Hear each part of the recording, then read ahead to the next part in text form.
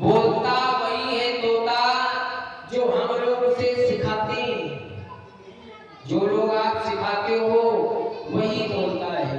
अब श्री सुखदेव जी महाराज ने आश्चर्य परंपरा से जो प्राप्त किया है, जगत कल्याणकारी भागवत रूपी का फल प्रदान कर दिया है। जब महाराज परीक्षित के सामने मृत्यु का भय उपस्थित हुआ, जब महाराज परीक्षित के सामने मृत्यु का भय उपस्थित हो गया और 7 दिन में मरना सुनिश्चित हो गया, तब श्रोताओं को अपने कल्याण के मार्ग खोजने लगे।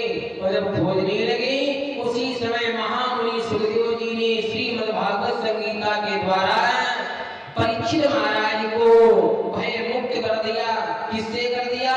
जैसे ही गंगा के तट पर सुखदेव जी भगवत संगीता का प्रवचन करने के लिए विराजमान हुए, तो देवताओं को पता चल गया कि सुखदेव जी के द्वारा परीक्षित को कथा को श्रवण कराया जा रहा है। सुधा कुंभम ग्रहिते वे, कहते हैं सुधा कुंभ, सुधा कुंभ ग्रहिते वे देवा तत्र समागमन। कहते सभी देवता लोग अमृत का कलश लेकर आ गए।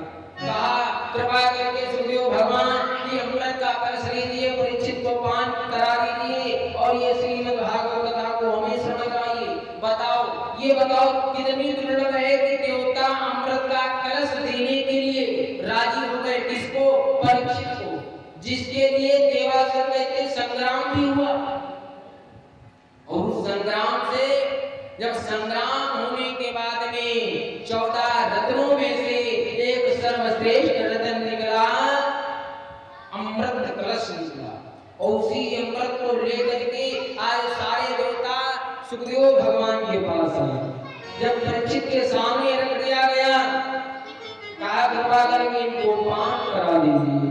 सुखदेव जी को सुनकर जब सुने तो बड़ा आश्चर्य हुआ, भाई ये देवता लोग परमार्थी कैसे हो?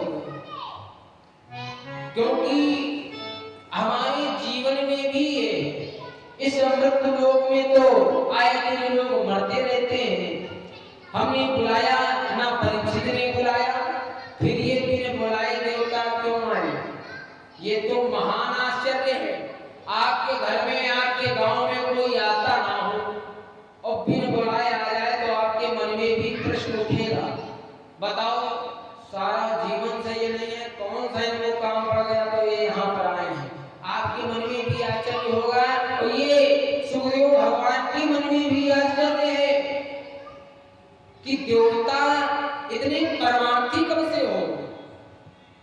श्रोताओं, ना हमने बुलाया ना परीक्षित जी ने बुलाया। कहते महाभारत आदि पर्व 23 या 27 में प्रसंग आता है कि पक्षीराज गरुड़ को अपनी मां वनिता को दस्त से मुक्ति दिलवाने के लिए अमृत की सहायता पड़ी।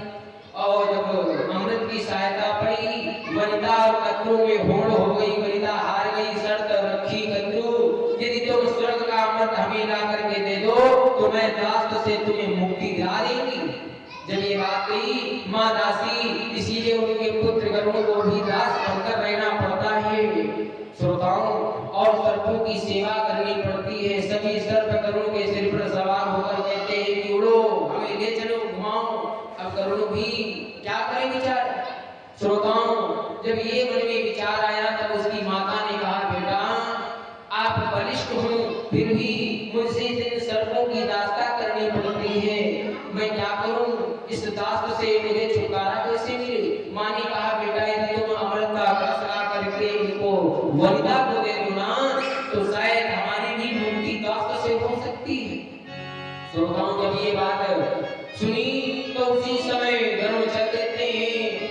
जब गरुड़ चले, गरुड़ जी स्वर्ग का अमृत लेने देवराज इंद्र के पास गए और वज्र से लेकर के चुनौती दी और कहा तुम अमृत को हाथ नहीं लगा सकते। इन देवों ने जब ये बात कही तो श्रोताओं कहते उसी समय गरुड़ जी ने कहा आज तुम हमें अमृत का कलश ले जाने से रोक भी नहीं सकते हो।